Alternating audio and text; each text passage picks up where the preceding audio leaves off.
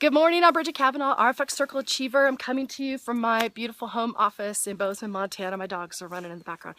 Thanks so much for this opportunity just to share a topic that's near and dear to my heart. When I train on this in the field, I get an outpouring unlike any other of appreciation and gratitude for kind of coming with this topic that's kind of, edgy and kind of dangerous, but I make it really safe and fun in the training. So the topic is how to fail your way to RFX. Generally where I kind of lead in with is that failure is a construct. It's not a thing. It's not a physical thing, and it's something that is certainly a mindset and how we view it, and we have the power to change how we view it. And like any construct and any idea, we can use it as a tool for leverage, for personal growth, to help motivate others and really step into our greatness in this business. So the topic would have a couple of chapters, within it. And every chapter is accompanied by a story of how it took me years sometimes, or months, or specific situations to learn things, and the power of that learning experience. My goal, obviously, is to help shortcut, some of our level 5s through, as Seth Godin would say, the dips of the business.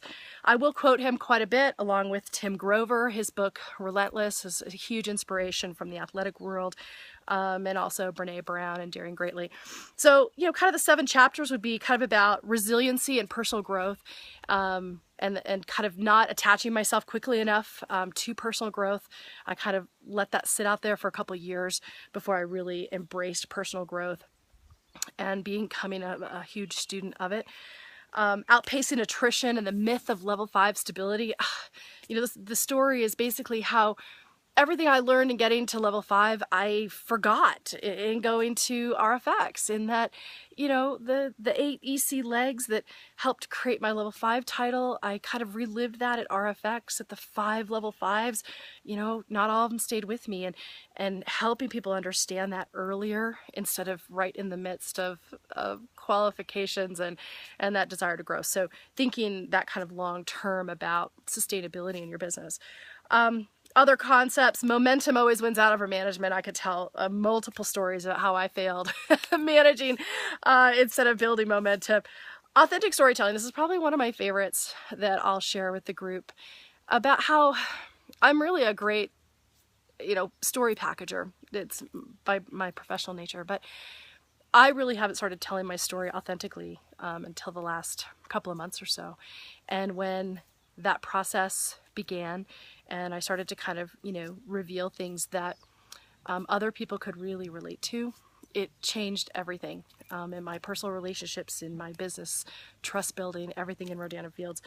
I love to talk about how we're more like tree farmers than we realize, and how the work that we're doing today impacts our business 24 to 36 months from now, and kind of telling those stories of how those seedlings grow into these saplings and these really strong forests over time. But if you're not managing your little tree farm today, the crop in a couple years, may not be what you want. So there's some pitfalls in there.